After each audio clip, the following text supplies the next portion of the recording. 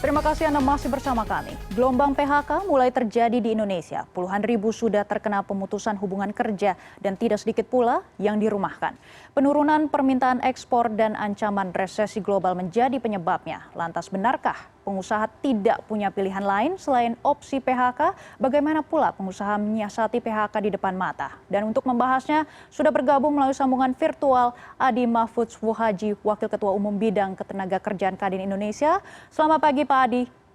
Ya, selamat pagi Mbak Megi. Salam sehat semuanya. Salam sehat Pak Adi. Berdasarkan data terbaru yang Anda dapatkan, berapa jumlah karyawan yang terkena PHK sejauh ini Pak? Ya, untuk saat ini Kadin Indonesia tentu kita semuanya di dunia usaha masih belum ada kepastian. Namun kiranya Kemenaker yang lebih memahami kondisi tersebut. Ya, Pak Adi, sebenarnya apa penyebab utamanya dan sejak kapan tanda-tanda PHK ini terjadi Pak? Ya, penyebab utamanya tentu saja perusahaan tidak sanggup membayar kewajiban baik hutang perusahaan itu sendiri ataupun terhadap gaji karyawan. Itu sebetulnya yang lebih utama. Walaupun PHK itu pada dasarnya sesuai dengan regulasi juga sesuai ketentuan yang ada, kita taat adanya. Dan tentu kiranya tanda-tanda PHK ini sudah dimulai pasca pandemi COVID-19. Dalam 3 tahun ini tidaklah mudah memang untuk menstabilkan kondisi perusahaan hal kesulitan cash flow. Dan tentu kita semuanya paham Mbak Megi, hampir semua sektor usaha juga memang terdampak dalam hal ini. Makanya tidaklah mudah untuk recovery dan tentu saja tergantung dari daya tahan perusahaan dari sektor usaha itu. Namun kiranya kita juga perlu kami sampaikan bahwa di sini sejatinya pengusaha itu juga sangat menghindari PHK Mbak Megi. Hal ini yang mana juga bahwa proses produksi dan keberlangsungan usaha itu sangat tidak mungkin juga kita tanpa peran serta karyawan ataupun dalam hal ini adalah pekerja. Maka PHK itu adalah opsi terakhir. Makanya dalam hal ini kita juga wanti-wanti, kita mengedepankan sosial dialog dengan pekerja maupun buruh terkait PHK ini. Namun kiranya jika keberlangsungan usaha kami terancam, secara otomatis opsi PHK ini harus kita lakukan. Baik Pak Adi, tadi Anda juga sudah menyebut penyebab utama adalah COVID-19 dan juga perusahaan tidak bisa membayar hutang perusahaannya. Dan apakah resesi global ataupun demand dari luar ini juga menjadi penyebab utama terkait dengan gelombang PHK ini? Ya, tentu secara otomatis kita sama-sama paham bahwa situasi resesi global ini memang tidak bisa kita hindarkan. Terlebih-lebih juga sudah kita mulai sebetulnya juga dari 2020.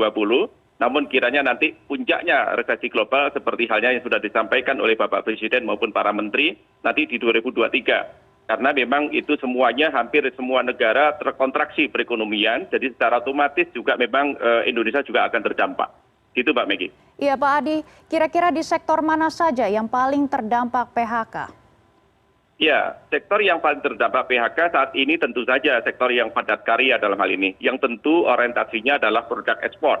Dan kita juga sama-sama tahu juga bisnis startup pun juga sudah kena dan sudah melakukan PHK. Dan tentu saja UKM juga saya kira juga turut serta. Buktinya juga masih banyak UKM yang masih tutup dan juga belum beranjak sampai dengan saat ini. Jadi kiranya sektor usaha secara menyeluruh memang sudah terdampak. Namun kiranya mudah-mudahan kita dengan stabilnya kondisi perekonomian di Indonesia, baik inflasi maupun pertumbuhan ekonomi, kita juga masih bisa bertahan. Iya, Pak Adi, tentunya langkah PHK adalah langkah terakhir yang akan diambil oleh para pengusaha. Dan bagaimana kompensasi yang harus diberikan kepada mereka yang terkena PHK, Pak? Baik, kompensasi yang utama tentu saja kita akan memberikan sesuai dengan hak karyawan yang memang itu disesuaikan dengan masa kerja serta sesuai dengan regulasi tentunya. Makanya kiranya PHK ini kita akan mengedepankan sejauh mana memang kesepakatan bersama dengan pekerja maupun buruh. Jadi kiranya juga perlu kita pahami bersama bahwa kesulitan kami sebagai pengusaha juga begitu luar biasa. Kita pun juga di tahun ketiga ini masa pandemi COVID juga kita juga mau recovery, langsung juga dihantam dengan krisis global ekonomi kita. Iya Pak Adi, apakah perusahaan sudah berkoordinasi dengan pemerintah daerah maupun pemerintah pusat terkait gelombang PHK ini? Apa tanggapan dari pemerintah? Selain tadi Anda juga sudah menyebut Presiden dan juga para menteri sudah menyalurkan terkait dengan proyeksi dan juga situasi global yang masih bergejolak seperti itu. Tentu Mbak Megi, kami senantiasa juga komunikasi intensif dengan pemerintah baik formal maupun informal. Dalam hal ini juga Kemenaker terutama karena kami memang mitra strategis pemerintah. dan juga Kemenko Perekonomian tentunya kita terus kami lakukan bersama. Jadi sejauh mana kita juga mencari strategi lain untuk menghindari PHK dan diantaranya juga kita juga melakukan efisiensi jam kerja ataupun shift kerja itu. Dan juga saya kira kita semuanya sama-sama paham. Jadi kita juga tidak bisa berdiri sendiri, namun kiranya kebijakan-kebijakan termasuk stimulus pemerintah itu memang kami butuhkan. Baik terutama untuk pengusaha, wabil khusus untuk para pekerja maupun buruh kita. Ya Pak Adi, ini adalah menjadi sorotan kita semua tentunya terkait dengan gelombang PHK ini. Dan kalau kita lihat sektor padat karya menjadi yang paling terdampak. Dan bagaimana Anda melihat kondisi ini? Seberapa lama ini akan berlangsung? Ya, saya kira kita juga sulit akan kita prediksi karena juga Bapak Presiden juga menyampaikan bahwa kiranya perekonomian kita di 2023 juga masih gelap. Namun pengertian gelap itu tentu kita harus menyikapi bahwa itu semuanya kita tetap harus hati-hati. Makanya situasi dampak krisis ekonomi global yang sudah dan akan terjadi di tahun 2023, tentu saja kita juga akan membuat pengusaha akan lebih berhati-hati dalam hal ini. Juga pasca 3 tahun pandemi COVID dan adaptasi dengan ekonomi global memang tidaklah mudah Mbak Megi. Maka kiranya ketidakpastian termasuk juga perang Ukraina dan Rusia ini memang sangat terdampak buat kita semuanya. Dan termasuk inflasi dengan kenaikan harga barang dan jasa itu juga sangat mempengaruhi. Dan terlebih-lebih juga semua negara juga mengalami itu semuanya. Akhirnya juga kita juga terkontraksi ekonomi kita. Nah ini saya kira tentu yang utama yang memang harus kita bijaki bersama, yang harus kita jaga bersama adalah likuiditas perusahaan itu sendiri. Makanya dalam hal ini bukan masalah cash in-nya, tetapi yang lebih penting adalah cash management yang setidaknya harus terus kita bergerakkan. Ya baik Pak Adi, ini pertanyaan terakhir, melihat proyeksi dan juga situasi di 2023 yang sangat menantang, bagaimana strategi dari pengusaha untuk tentunya bisa menguasai atau menyiasati situasi di tahun 2023? Ya, saya kira gini Mbak, bisnis itu kan continuity and change. Artinya bahwa yang perlu kita jaga adalah kesinambungan dan perubahan itu sendiri. Makanya kita tetap harus kita juga harus optimis dalam hal ini.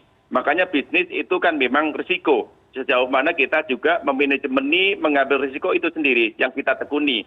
Makanya kita juga persepsi pengusaha itu sangat sederhana, bagaimana merubah musibah juga akan menjadi berkah. Katakanlah seperti itu, menjadi gelap jadi terang. Dan ini saya kira juga yang perlu kita antisipasi. Makanya kami juga harus pinter-pinter juga mengambil momentum ini sebagai pembangkit inovasi ulung untuk mampu merubah suatu keadaan yang muram menjadi penuh harapan. Nah ini saya kira terobosan-terobosan cara kita berpikir tentu harus penting. Jangan kita juga terlalu dikotomi ketakutannya yang terlalu berlebihan, maka kiranya kita juga harus mempunyai suatu persepsi yang sama untuk bahwa perekonomian di Indonesia terus akan tumbuh. Iya Pak, ini mungkin pertanyaan terakhir Pak, bagaimana terkait dengan UMP 2023 yang akan diumumkan nanti, apa masukan dari Bapak?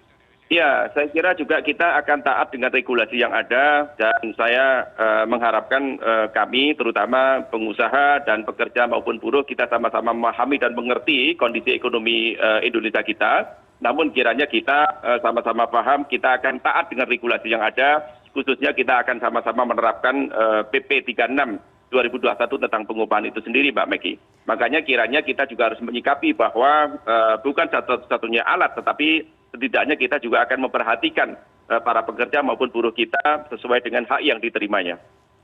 Baik, terima kasih Wakil Ketua Umum Bidang Ketenagakerjaan Kadin Indonesia, Pak Adi sudah bergabung bersama kami di Bisnis dan Referensi pada pagi hari ini. Semoga pengusaha juga sudah menyiapkan strategi ke depannya untuk menghadapi ancaman resesi global. Terima kasih Pak.